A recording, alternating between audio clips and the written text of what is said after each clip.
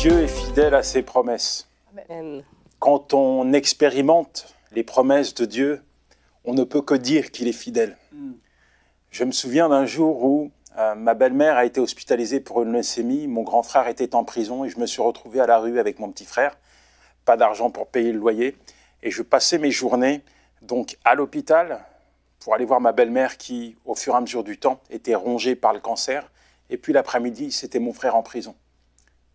Je me souviens de cette fois où j'ai été convoqué par les médecins qui m'ont dit qu'il fallait me préparer au pire. Ils m'ont dit, il est où votre père? Vous avez quelqu'un de votre famille? J'ai dit non, je suis tout seul. Bon, j'avais 16 ans. Ils étaient un peu étonnés de savoir qu'un gamin de 16 ans gérait, entre guillemets, le foyer. Et m'arrivait de marcher dans la rue sans avoir la force de contenir mes larmes, tellement j'étais à bout, fatigué. Tout était sombre autour de moi. Et j'ai un jour levé les yeux vers Dieu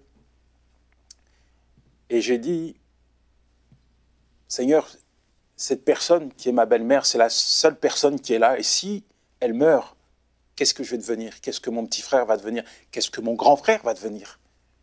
Je te demande de la guérir. Et j'ai reçu une réponse instantanée de la part de Dieu. Instantanée. Il m'a dit, je la guérirai. Et cette parole, cette promesse, je l'ai mise sur mon cœur. Et alors que rien n'allait, aucun semblant d'amélioration de sa santé, aucun signe de guérison n'était probant, je gardais cette promesse sur mon cœur. Et il y a eu le temps de Dieu. J'ai vu Dieu entrer en scène, Dieu entrer en action.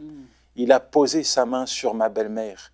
Il l'a guérie, il l'a restaurée, il l'a remis debout.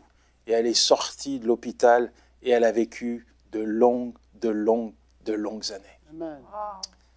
Malachie 3, verset 6, il est dit « Car je suis l'Éternel, je ne change pas.